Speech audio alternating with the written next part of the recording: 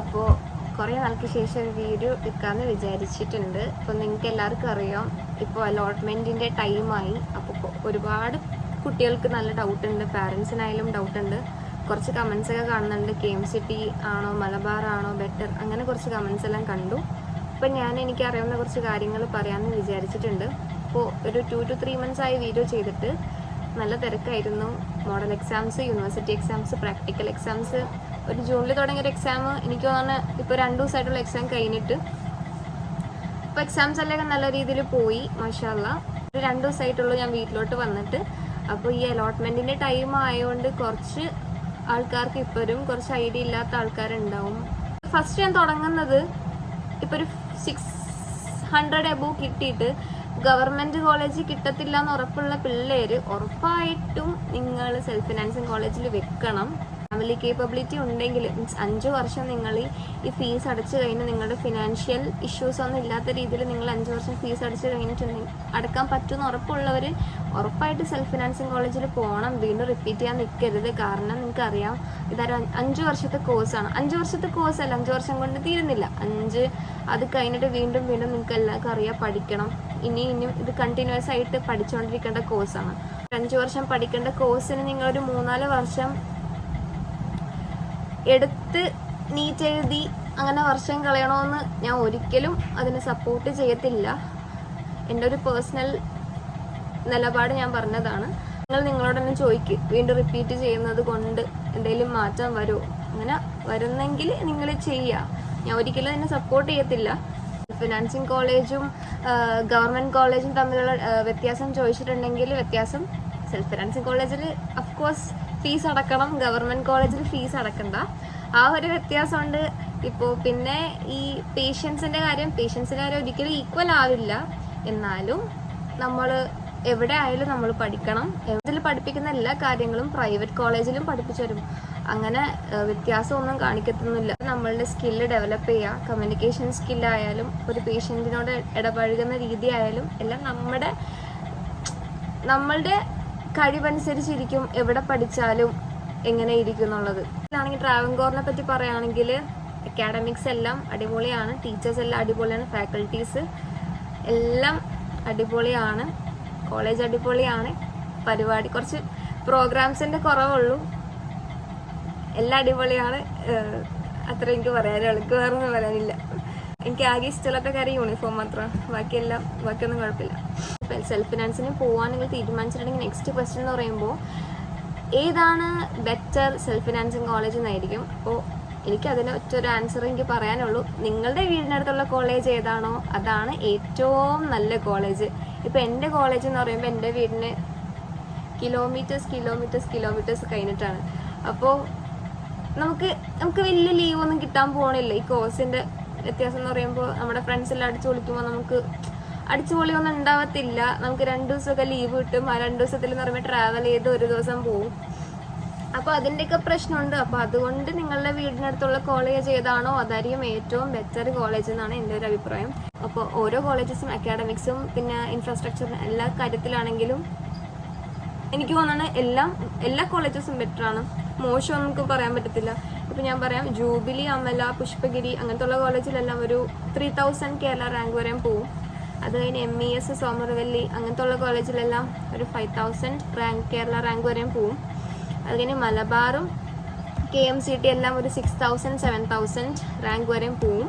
അത് കഴിഞ്ഞ് SUT, ട്രാവൻകോർ, അസീസി അങ്ങനത്തെ ഉള്ള കോളേജ് ഒരു 8000 കേരള റാങ്ക് വരെയും പോവും. അപ്പോൾ നിങ്ങൾ first round, second round, third round എന്തായാലും വെയിറ്റ് ചെയ്യുക, നിങ്ങൾക്ക് എന്തായാലും കിട്ടും.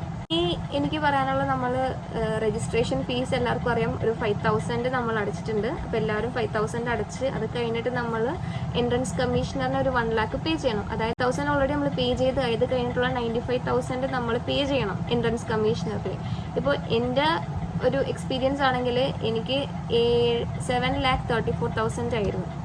അപ്പോൾ 1 lakh ഓൾറെഡി എൻട്രൻസ് കമ്മീഷണർ വഴി നമ്മൾ പേ ചെയ്തു. അപ്പോൾ ബാക്കിയുള്ള 6,000 ഒരു എമൗണ്ടാണ് ഞാൻ DD ആയിട്ട് പേ ചെയ്തത്. അപ്പോൾ മെയിനായിട്ടുള്ള കാര്യം എന്ന് പറയുമ്പോൾ കോളേജസിൻ്റെ ഫീസിൻ്റെ സ്ട്രക്ചർ നമുക്ക് ആദ്യം തരും. പക്ഷേ ഇതല്ല നമ്മുടെ കോളേജസിൻ്റെ ഫീസ്, ഇതിലും കൂടും, ഹൈക്ക് ഉണ്ടാവും ഫീസ്. എനിക്കെന്ന് പറയുമ്പോൾ 7 lakh 34,000 ആയിരുന്നു ആദ്യം ഞാൻ കോളേജിൽ പോയപ്പോൾ പേ ചെയ്തത്. അത് കഴിഞ്ഞിട്ട് ഫീസ് ഹൈക്ക് എന്ന് പറയുമ്പോൾ 7,77,000 ആയിട്ട് ഫീസ് ഹൈക്ക് ഉണ്ടായിരുന്നു. അപ്പോൾ ഓരോ കോളേജസിലും അങ്ങനെ വ്യത്യാസമുണ്ട്, അതെനിക്ക് കറക്റ്റായിട്ട് അറിയില്ല. അപ്പോൾ കോളേജസിൻ്റെ ഫീസിൻ്റെ സ്ട്രക്ചറും കാര്യങ്ങളും ഞാനിവിടെ കൊടുക്കാം, എല്ലാവരും ഇത് നോക്കുക. Round, second round, third round allotment date വന്നിട്ടുണ്ട്. അപ്പോൾ ഫസ്റ്റ് റൗണ്ട് എന്ന് പറയുമ്പോൾ 21 ഓഗസ്റ്റ് മുതൽ 29 ഓഗസ്റ്റ് വരെയാണ്. അത് കഴിഞ്ഞ് അലോട്ട്മെൻറ്റ് റിസൾട്ട് വരുന്നത് 5 സെപ്റ്റംബർ ആകുമ്പോൾ നമുക്ക് വരും. അപ്പോൾ കിട്ടിയില്ലെങ്കിൽ അടുത്ത ദിവസം വെയിറ്റ് ചെയ്യാം. അപ്പോൾ കിട്ടി കഴിഞ്ഞിട്ടുണ്ടെങ്കിൽ നിങ്ങൾക്ക് ഇഷ്ടപ്പെട്ട കോളേജാണോ ഇഷ്ടപ്പെടാത്ത കോളേജാണോ എന്ത് കോളേജാണെങ്കിലും നിങ്ങൾ പോയി അഡ്മിഷൻ എടുക്കണം. അല്ലെങ്കിൽ നിങ്ങൾ ഈ ഹോൾ പ്രൊസീജിയറിൽ നിന്ന് എക്സിറ്റ് ആയി പോവും. ഒന്നും ചെയ്യാൻ പറ്റില്ല. കാരണം ഈ ഒരു ഇനി വരാൻ പോകുന്ന ദിവസങ്ങൾ എന്ന് പറയുമ്പോൾ അത്രയ്ക്ക് ക്രൂഷ്യലാണ്. എന്തെങ്കിലും വ്യത്യാസം അല്ലെങ്കിൽ എന്തെങ്കിലും തെറ്റ് നമ്മുടെ കയ്യിൽ നിന്ന് ഉണ്ടായിട്ടുണ്ടെങ്കിൽ, അറിഞ്ഞോ അറിയാതെ ഉണ്ടായിട്ടുണ്ടെങ്കിൽ, നിങ്ങൾക്കറിയാം നമ്മുടെ നീറ്റിൻ്റെ വാലിഡിറ്റി എന്ന് പറയുമ്പോൾ 1 ഇയർ ആണ്. അപ്പോൾ ഇനി ഈ ഒരു പ്രൊസീജിയർ വരണമെങ്കിൽ നിങ്ങൾ അടുത്ത വർഷം, ഒരു വർഷം കൂടി വെയിറ്റ് ചെയ്യണം. അപ്പോൾ അത്രയ്ക്ക് കെയർഫുള്ളായിട്ട് നിങ്ങൾ നിൽക്കുക, ഭയങ്കര അലേർട്ടായിരിക്കണം. പാരൻസും ഈക്വലി സ്റ്റുഡൻസും എല്ലാ അപ്ഡേറ്റ്സും നിങ്ങൾ നോക്കുക, ഡേറ്റും കാര്യങ്ങളെല്ലാം നിങ്ങൾ ആ വെബ്സൈറ്റിൽ കയറിക്കൊണ്ടിരിക്കുക. എനിക്ക് ഫസ്റ്റ് റൗണ്ടിൽ തന്നെ ട്രാവൻകൂർ കിട്ടി. ഞാൻ ട്രാവൻകൂറിൽ ആ ഡേറ്റിൽ പോയി അഡ്മിഷൻ എടുത്തു, കോളേജെല്ലാം കണ്ടു, അഡ്മിഷൻ എടുത്തു. പിന്നെ മൈൻഡ് സെറ്റാക്കി അവിടെ തന്നെ പഠിക്കുക എന്നുള്ള രീതിയിൽ മൈൻഡ് സെറ്റാക്കിയിട്ടാണ് വന്നത്. അത് കഴിഞ്ഞിട്ട് ഒരു കുറച്ച് നാൾ കഴിഞ്ഞിട്ട് നമ്മുടെ ക്ലാസ്സസ്, സെക്കൻഡ് അലോട്ട്മെൻറ്റ് കഴിഞ്ഞിട്ടാണ് ക്ലാസ് തുടങ്ങുന്നത്. അപ്പോൾ നമുക്ക് നിങ്ങളുടെ സെക്കൻഡ് അലോട്ട്മെൻറ്റ് ഡേറ്റ് എന്ന് പറയുമ്പോൾ 11th September to 20th September ആണ്. അതായത് 28th പോയിട്ട് കോളേജസിൽ പോയി അഡ്മിഷൻ എടുക്കണം. അതിന് മുമ്പായിട്ട് നിങ്ങളുടെ സെക്കൻഡ് അലോട്ട്മെൻറ്റ് ഡേറ്റ് വരും. അത് കഴിഞ്ഞിട്ടാണ് നിങ്ങളുടെ കോളേജസ് എല്ലാം സ്റ്റാർട്ട് ആവുന്നത്. അതായത് ഒരു ഒക്ടോബർ ആവുമ്പോൾ തന്നെ കോളേജസ് എല്ലാം സ്റ്റാർട്ട് ആവും. തേർഡ് അലോട്ട്മെൻറ്റിലും വെയിറ്റ് ചെയ്യാം, തേർഡ് അലോട്ട്മെൻറ്റിലും കിട്ടും.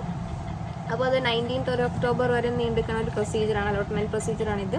കോഴ്സ് ഫീസ് മാത്രമല്ല, അല്ലാതെയും കുറേ എക്സ്പെൻസ് ഉണ്ട്. അതായത് സ്പെഷ്യൽ ഫീസ് ഉണ്ട്. സ്പെഷ്യൽ ഫീസ് എന്താണെന്ന് ചോദിച്ചിട്ടുണ്ടെങ്കിൽ നമ്മുടെ കോളേജ് പെയിൻ്റ് അടിക്കാനും അങ്ങനത്തെ ഉള്ള കാര്യങ്ങൾക്കാണ് സ്പെഷ്യൽ ഫീസ് എന്ന് പറയുമ്പോൾ. എൻ്റെ കോളേജിൽ ഞാൻ കൊടുത്ത സ്പെഷ്യൽ ഫീസ് എന്ന് പറയുമ്പോൾ 69,000 സംതിങ് ആണ്. ഓരോ കോളേജസിലും സ്പെഷ്യൽ ഫീസ് വ്യത്യാസമുണ്ട്.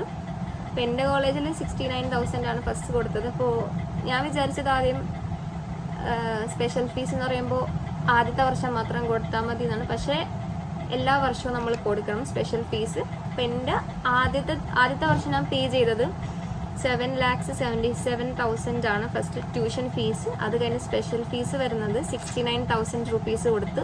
പിന്നെ അത് കഴിഞ്ഞ് ഹോസ്റ്റൽ ഫീസ് എന്ന് പറയുമ്പോൾ 1,13,000 അത്രയുണ്ട് ഫീസ്, ഹോസ്റ്റൽ ഫീസ്. ഇപ്പോൾ ടോട്ടൽ എന്ന് പറയുമ്പോൾ 9,59,000 അത്രയും വരും. അതായത് ഒരു 10 ലക്ഷം കയ്യിൽ നിന്ന് പോവും. അതർ എക്സ്പെൻസ് നമുക്ക് ഉണ്ടാവും. നിങ്ങൾക്കറിയാം നമ്മുടെ ഫസ്റ്റ് ഇയർ ബുക്സിൻ്റെ എല്ലാം നല്ല അത്യാവശ്യം റേറ്റുള്ള ബുക്സാണ് കാര്യങ്ങൾ. അപ്പോൾ എല്ലാം കൂടി ഒരു 10 ലക്ഷം ആവും എന്ന് പറയുമ്പോൾ.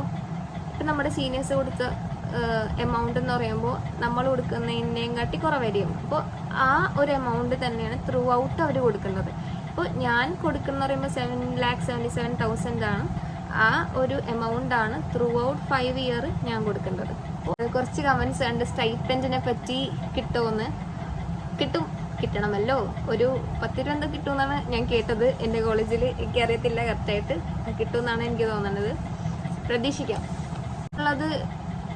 ഇതൊരു ലോങ് ജേർണിയാണ്. അപ്പോൾ നിങ്ങൾക്ക് റിഗ്രറ്റ് തോന്നരുത്. നിങ്ങൾ ഈ ഒരു കോഴ്സ് എടുത്തിട്ട് നിങ്ങൾക്ക് ഒരിക്കലും റിഗ്രറ്റ് തോന്നരുത്. എനിക്ക് ചെറുതായിട്ട് റിഗ്രറ്റ് അടിച്ചിട്ടുണ്ട്. കാരണം അറിയാമല്ലോ, ഇറ്റ്സ് എ ലോങ് ജേർണി. നിങ്ങൾക്ക് ജോലി കിട്ടാനും കുറച്ച് ടൈം എടുക്കും. അപ്പോൾ ഇതൊക്കെ അറിഞ്ഞുകൊണ്ട് നിങ്ങൾ ഇതിനകത്തേക്ക് ചേർന്നാൽ മതി. അറിയാത്തവരുണ്ടെങ്കിൽ ശരിക്കും അന്വേഷിച്ചിട്ട് നിങ്ങൾ തീരുമാനം എടുക്കുക. അത്രയും പറയാനുള്ളൂ. അപ്പോൾ താങ്ക് യു.